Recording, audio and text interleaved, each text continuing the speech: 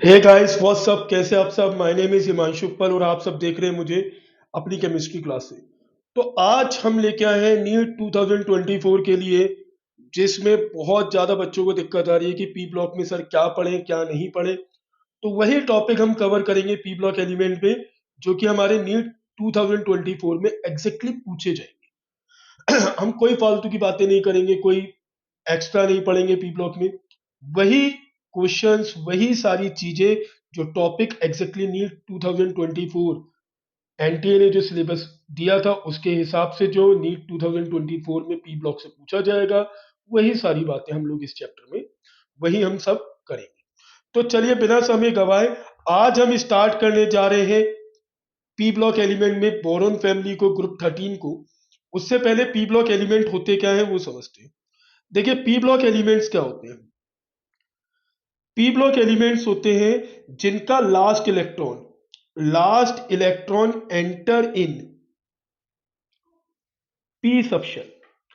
तो जिनका last electron P subshell में एंटर करता है वो सारे एलिमेंट्स हमारे क्या कहलाते हैं, पी ब्लॉक एलिमेंट्स कहलाते हैं।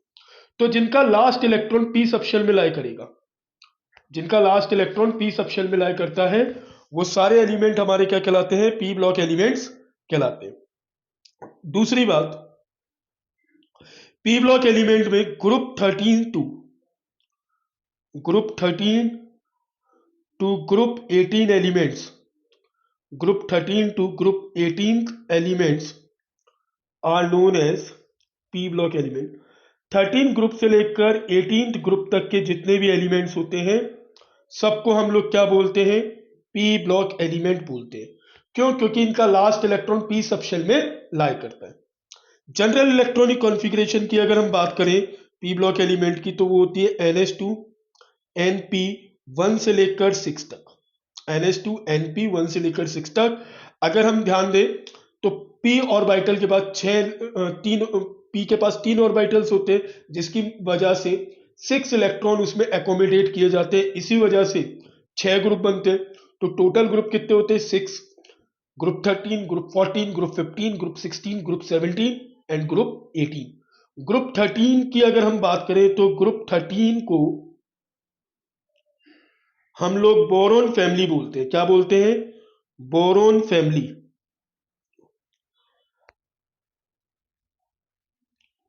ग्रुप 14 को ग्रुप 14 को हम लोग बोलते हैं कार्बन फैमिली।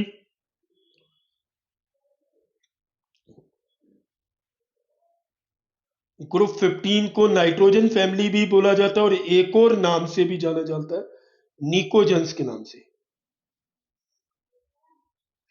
ठीक है, तो पहले इन 3 फैमिलीज के मेंबर्स की बात कर ली जाए, फिर आगे बताया जाए। देखिए बोरोन फैमिली के जो मेंबर हैं, boron, aluminium, gallium, indium, thallium. याद कैसे करना है? बैगन आलू गाजर इन थैला। Boron, aluminium, gallium, indium, thallium. अब ग्रुप 14 कार्बन फैमिली। कहो सिया जी सुनो प्रभु, या काशी गए संत प्रभु। ठीक है, कार्बन, सिलिकॉन, जर्मेनियम, टिन और लेड। इसके बाद आते हैं ग्रुप 15, नेपाल या नाना पाटेकर, ऐश्वर्या राय, सब बिहारी। आप ऐसे याद कर लें, या नेपाल, पाकिस्तान, ऑस्ट्रेलिया, सब बिहारी, ऐसे भी याद कर सकते हैं। Nitrogen, phosphorus, arsenic, antimony, bismuth. अगर मैं इनके मेंबर्स की बात कर रहा हूं तो साथ में अगर इनके एटॉमिक नंबर हमें याद करने हैं तो कैसे याद करना है? एटॉमिक नंबर बोरोन का होता है 5। 5 में कितना ऐड करें? 8 ऐड करते हैं तो 13। तो इसके लिए मैजिकल नंबर होता है, ठीक है, 8, 18, 18, 32। 8, 18, 18, 32। 5 में 8 ऐड किया 13, 13 में 18 ऐड किया तो कितना आएगा 31, 31 में 18 ऐड किया कितना आएगा 49, 49 में 32 ऐड किया तो कितना आएगा, बताइए बताइए, 81।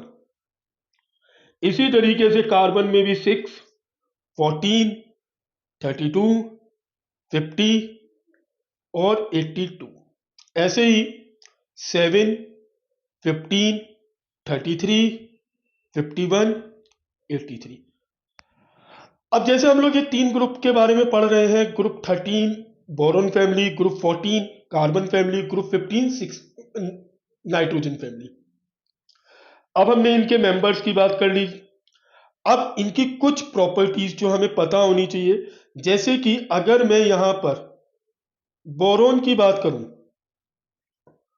तो बोरोन हमारा एक टिपिकल नॉन मेटल होता है जिसको हम लोग मेटलॉइड भी बोल सकते हैं।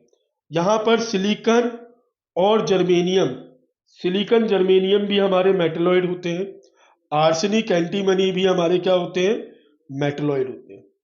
तो अगर मैं मेटलॉइड की बात करूं, तो मेटलॉइड की अगर मैं बात करूं, तो ये जितने भी मैंने हाईलाइट किए हैं, ये सारे एलिमेंट क्या हैं, मेटलॉइड। अब बाकी अदर एलिमेंट जो होते हैं बोरोन फैमिली के, वो सारे मेटल्स हैं। अच्छा, कार्बन फैमिली में कार्बन एक नॉन मेटल है, बाकी अदर एलिमेंट जो हैं वो मेटल्स हैं, हाईलाइट को छोड़कर।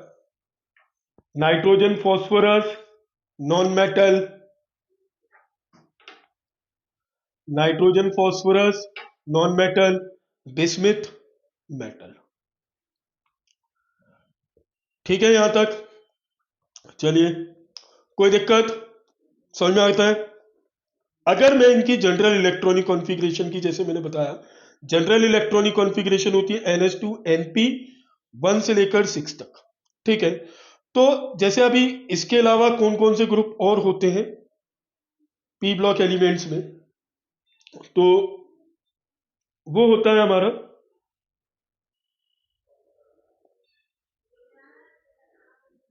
चैल्कोजेंस बोलते हैं ऑक्सीजन फैमिली को। Oxygen, sulphur, selenium, tellurium, polonium. इसको ऐसे याद करना है, ओल्ड स्टाइल से टीपो। इसके बाद आता है हैलोजेंस, हैलोजेंस। ठीक है, फिर कल बाहर आई आलिया भट्ट। ठीक है, फिर कल बाहर आई Alia Bhatt, fluorine, chlorine, bromine, iodine and astatine. ठीक है, पोलिनियम और एस्टिटाइन जो है वो रेडियो एक्टिव एलिमेंट्स हैं, तो इनकी बात हम लोग नहीं करते, पोलिनियम की बात नहीं करेंगे, एस्टिटाइन की बात नहीं करेंगे। इसके बाद जो आती है उनको कहते हैं noble gases. Exactly noble gases हमारी helium, neon, argon, krypton, xenon और रेडॉन। हीना, नीना और करीना का एक्सरे रंगीन, fluorine, chlorine, bromine, iodine and astatine. Heena, Neena और करीना का एक्सरे रंगीन, फ्लोरी helium, neon, argon, krypton, xenon, radon. या हरभजन नेहरा अगर कर 0 रन पर आउट। ठीक है, ऐसे भी हम लोग कर सकते हैं। खैर, अगर यहां पर हम लोगों ने एलिमेंट्स की बात कर ली है, तो जैसे मैंने आप लोग को बताया, यहां पर भी, यहां पर हमारे सेलिनियम, टेलुरियम हमारे मेटलॉइड होंगे। ठीक है, इसके अलावा यहां पर अगर हम बात करें, तो बाकी कोई एलिमेंट जैसे oxygen sulphur is a non metal, polonium metal है, fluorine, chlorine, bromine, iodine is a non metal.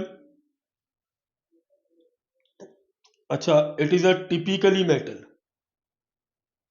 Typically metal. अच्छा, ये सारी हमारी नॉन मेटल्स है, नॉन मेटल्स। इनके भी आप एटॉमिक नंबर लिख सकते हैं। इसका एटॉमिक नंबर होता है हमारा 8, 16, 34, वही सेम तरीका, 8, 18, 18, 32। ठीक है, फिर इसमें 18 ऐड किया, कितना आएगा, 52, 84। ऐसे ही 9, 17, 35, 53, 85। अब यहां पर अगर हम देखें तो इसका 2, 10, 18, 36, 54 और फिर 86। तो ये हमने किसकी बात कर ली? सारे एलिमेंट्स जो पी ब्लॉक में लाए करते हैं उनके बारे में हमने जानकारी ले ली। यहां तक नोट कर ले सभी बच्चे। अब हम लोग चलने जा रहे हैं, मूव कर रहे हैं कौन सी फैमिली की तरफ? बोरोन फैमिली की तरफ। ठीक है, तो अब हम मूव कर रहे हैं बोरोन फैमिली। किस तरफ मूव कर रहे हैं?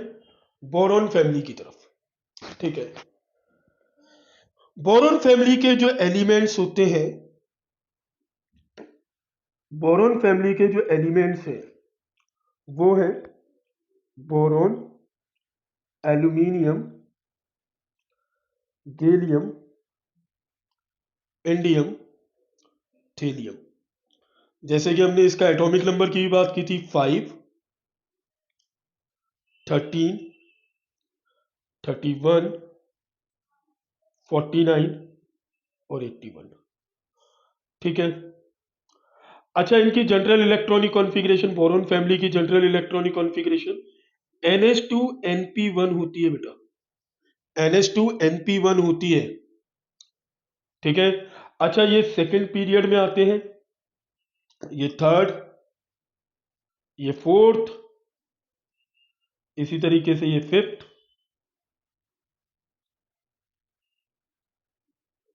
और ये सिक्स्थ। मतलब अगर मैं इनकी बात करूं तो बोरोन सेकंड पीरियड में, third period, fourth period, fifth period, sixth period. अब इनकी अगर इलेक्ट्रॉनिक कॉन्फ़िगरेशन की बात कर ली जाए तो, ठीक है, इलेक्ट्रॉनिक कॉन्फ़िगरेशन की बात कर ली जाए तो बोरोन की अगर मैं लिखूंगा तो कैसे लिखूंगा? हीलियम सेकेंड पीरियड में आ रहा है ना, 2s2 2p1। ध्यान रखिए यहां पर जो n है, n रिप्रेजेंट कर रहा है नंबर ऑफ पीरियड्स को, नंबर ऑफ पीरियड को। ठीक है, नंबर ऑफ पीरियड को डिनोट कर रहा है। एल्यूमिनियम की बात की जाए तो यहां पर हो जाएगा नियॉन 3s2 3p2 1। गैलियम की बात की जाए, argon, argon 3d10 4s2 4p1। Krypton 4d10 5s2 5p1। देखिए यहां पर अगर आप ध्यान दें तो 30 एलिमेंट्स तक हमारा जिंक होता है। अगर जिंक की कॉन्फ़िगरेशन याद करें क्या होती है? आर्गन 3d10 4s2, यही तो होती है। और एक इलेक्ट्रॉन और बढ़ गया 3, वो कहां आएगा? 4p1 में आएगा। ऐसे ही थेलियम की लिखनी है, जेनॉन, ये 54 तक हो गया। Xenon 4f14 5d10 6s2 6p1। देखिए 81 हो गया। ये 54 और 14, बताइए 51 और 14 कितने हो गए? जल्दी बोलिए। 68 और 10 78 और 2 80 और 1 81। क्लियर? समझ में आ गया? अब मैंने जैसे बताया बोरोन क्या होगा? एक मेटलॉइड है और other elements are metals. Very good. तो बाकी अदर एलिमेंट्स क्या है? मेटल्स। तो जैसे हमने इनकी बात की थी तो जनरल प्रॉपर्टीज में जनरल इलेक्ट्रॉनिक कॉन्फ़िगरेशन क्या है? NH2NP1, atomic number 5, 13, 31, 49 and 81। Clear? ठीक है, अच्छा एटॉमिक रेडियस, हाँ ये हमने ये बात कर ली इलेक्ट्रॉनिक कॉन्फ़िगरेशन की। अब यहां पर जो इंपॉर्टेंट बात है, नीचे जाते समय, डाउन द ग्रुप जाते समय, जैसे हम बात करें, पहली फिजिकल प्रॉपर्टी आती है हमारी, सॉरी, पहली फिजिकल प्रॉपर्टी आती है हमारी एटॉमिक रेडियस।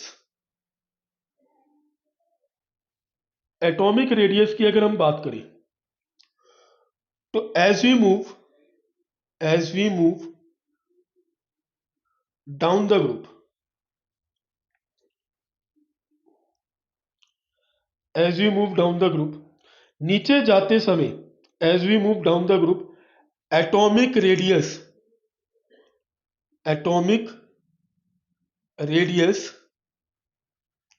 इंक्रीज होता है due to increase number of energy shell.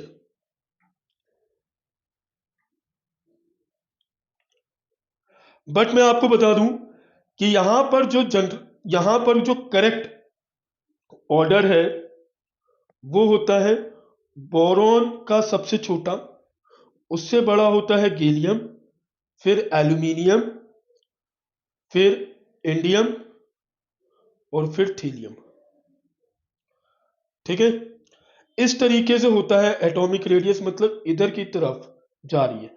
अब रीजन क्या आता है कि गैलियम का साइज छोटा है एल्यूमिनियम से।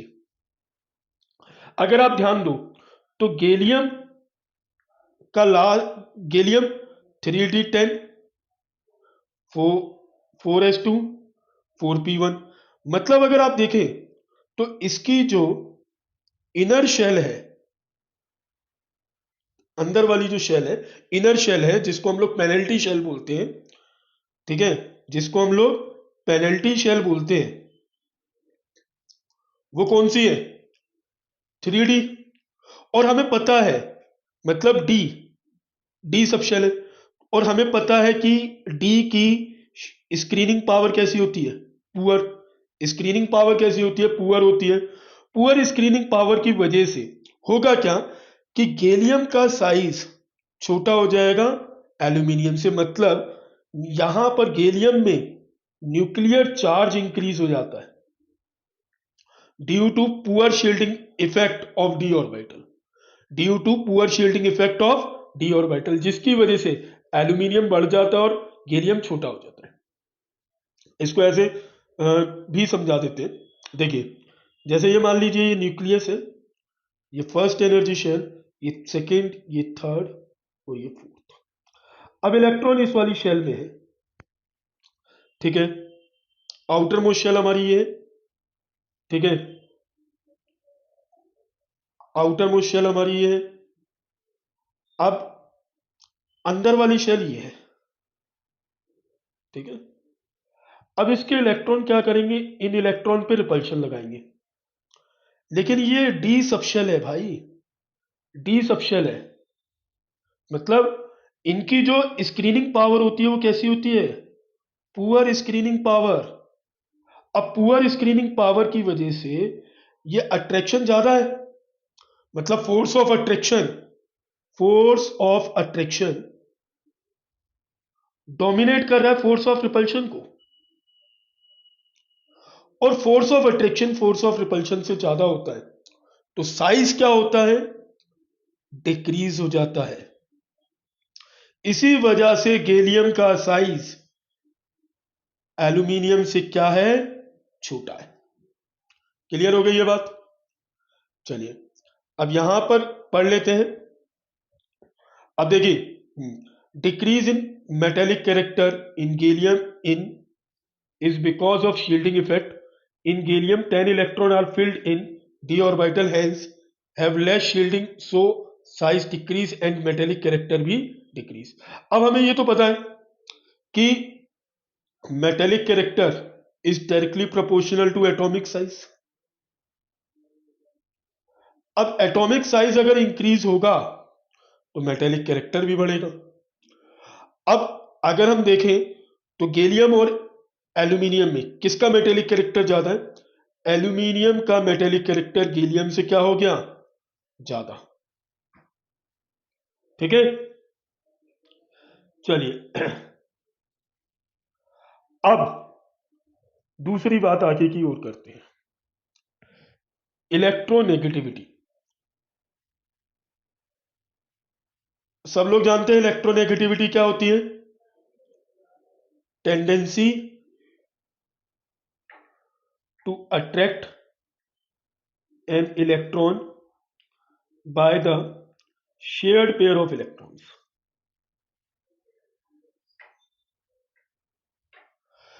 जब इलेक्ट्रॉन की शेयरिंग हो रही हो तो उस समय किसी एलिमेंट के पास टेंडेंसी हो इलेक्ट्रॉन को खींचने की, किसी एलिमेंट के पास टेंडेंसी हो इलेक्ट्रॉन को अपनी तरफ खींचने की, कोवेलेंट बॉन्ड बना हुआ है, इलेक्ट्रॉन अपनी तरफ खींच रहा है, तो वही टेंडेंसी हमारी क्या कहलाती है, इलेक्ट्रोनेगेटिविटी। जैसे मान लो दो बच्चे, मैंने दोनों बच्चों को 10 रुपए दे, 5-5 रुपए देने, ठीक है। अब मेरे पास 10 का नोट है, एक एक बच्चा जो लालची है, जिसकी इलेक्ट्रोनेगेटिविटी ज्यादा है, उससे मैंने कहा, उनने कहा कि सर 10 रुपए मुझे दे दीजिए, मैं इसको दे दूंगा। अब देखो अगर वो बेईमान हो गया तो 10 रुपए हो सकता है वो अपने पास ही रख ले दोनों, मतलब 5 रुपए उसके, 5 रुपए अपने। लेकिन ईमानदार हुआ तो दे भी सकता है। तो वही है, देखिए टेंडेंसी टू अट्रैक्ट, मतलब शेयरिंग हो रही है, 10 रुपए की शेयरिंग हो रही थी, 5-5 रुपए की, लेकिन रख किस लिए थे 10 रुपए, जिस बच्चे की इलेक्ट्रोनेगेटिविटी ज्यादा थी, जो बच्चा लालची था, ठीक है, उसकी इलेक्ट्रोनेगेटिविटी ज्यादा थी, इसलिए उसने अपने पास ये रख लिए थे। क्लियर है? चलिए, तो देखिए मैं आपको बता दूं कि एल्यूमिनियम जो होता है वो अपने ग्रुप में मोस्ट मेटेलिक है, अपने ग्रुप में मोस्ट मेटेलिक है। तो इसका मतलब क्या हुआ, उसकी इलेक्ट्रोनेगेटिविटी, क्योंकि मेटल्स जो होते हैं ना वो दानवीर किस्म के होते हैं, मेरे ऐसे, हमेशा इलेक्ट्रॉन देने में विश्वास, हमेशा पैसे देने में विश्वास, लालची नहीं होते तुम्हारी तरह, ठीक है। तो एल्यूमिनियम जो है वो क्या है, मोस्ट मेटेलिक है, तो उसकी इलेक्ट्रोनेगेटिविटी सबसे कम है, इलेक्ट्रोनेगेटिविटी सबसे कम है। तो इसी वजह से जो ऑर्डर बनता है वो अगर आप यहां पर देखें तो बोरोन की 2, एल्यूमिनियम की 1.5, 1.6, 1.7, 1.8। इसका मतलब बोरोन के बाद थीलियम, उसके बाद इंडियम, फिर गैलियम, और सबसे कम एल्यूमिनियम।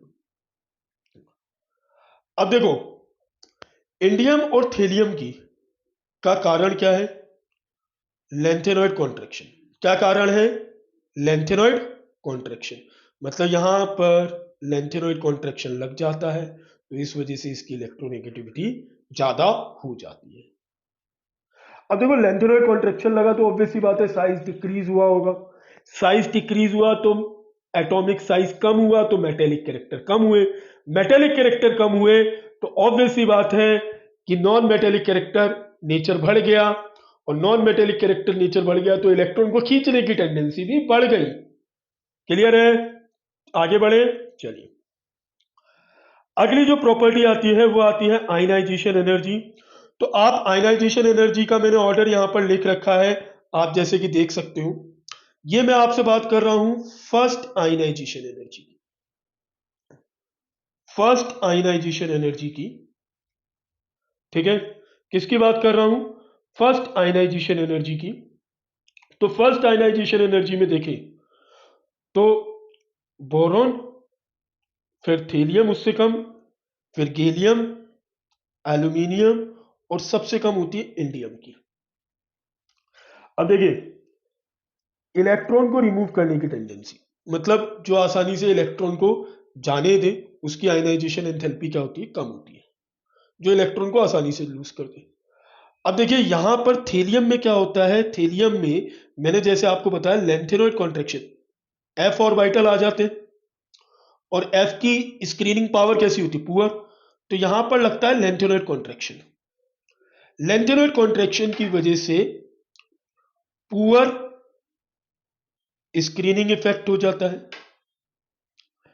ऐसे ही गैलियम में भी देखें तो गैलियम में लग जाता है डी ब्लॉक कॉन्ट्रैक्शन,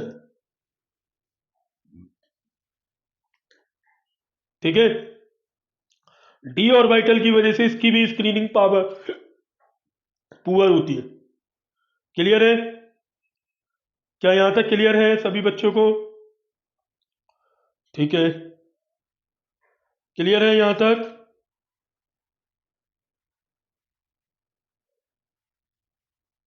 चलिए अब आगे की बात करते हैं। तो जैसे कि मैं आपको बताता हूं,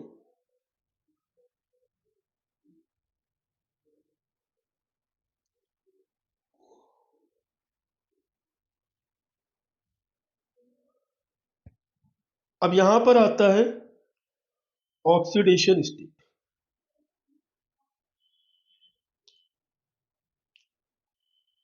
oxidation state most common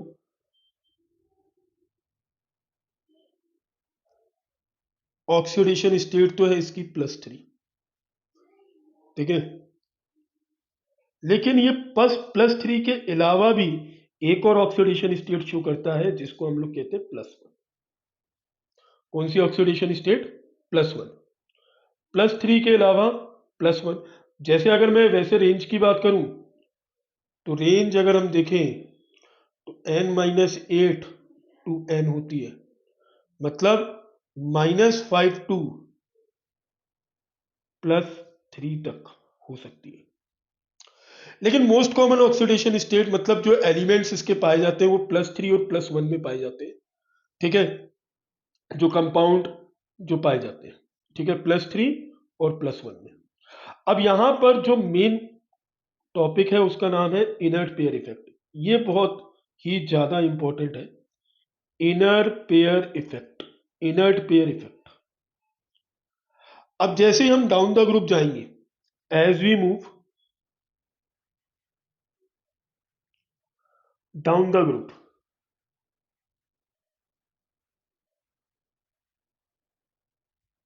stability of +3 oxidation state increase, वो सॉरी, हाँ, +3 oxidation state increase and +1 oxidation state decrease. और इसी इफेक्ट को हम लोग क्या कहते हैं? Inert pair effect. मतलब क्या होता है? ns electrons are not participate in bond formation. मतलब ns इलेक्ट्रॉन बॉन्ड फॉर्मेशन में पार्टिसिपेट नहीं करना चाहते। ns इलेक्ट्रॉन बॉन्ड फॉर्मेशन में पार्टिसिपेट नहीं करना चाहते। केवल और केवल कौन से इलेक्ट्रॉन? np इलेक्ट्रॉन पार्टिसिपेट करते हैं बॉन्ड फॉर्मेशन में। अगर np इलेक्ट्रॉन पार्टिसिपेट करेगा बॉन्ड फॉर्मेशन में तो इसका मतलब +1 होगी ऑक्सीडेशन स्टेट। एक इलेक्ट्रॉन तो कर रहा है तो +1 होगी। तो इसका मतलब +1 ऑक्सीडेशन स्टेट, मतलब np इलेक्ट्रॉन अगर पार्टिसिपेट कर रहे हैं बॉन्ड फॉर्मेशन में तो ऑक्सीडेशन स्टेट +1। लेकिन np के साथ साथ ns इलेक्ट्रॉन भी पार्टिसिपेट कर रहे हैं बॉन्ड फॉर्मेशन में तो ऑक्सीडेशन स्टेट +3। समझ में आया? Oxidation state +3। अगर np के साथ साथ ns इलेक्ट्रॉन भी पार्टिसिपेट करेंगे बॉन्ड फॉर्मेशन में तो +3। अच्छा, ns इलेक्ट्रॉन क्यों नहीं पार्टिसिपेट करते तो समझते। जैसे मान लो कि ये s है और ये p है, ये s के 2 इलेक्ट्रॉन और ये p के इलेक्ट्रॉन्स। अब हम जानते हैं ये बात, हम ये बखूबी जानते हैं कि जो ns, ये ns है और ये np है।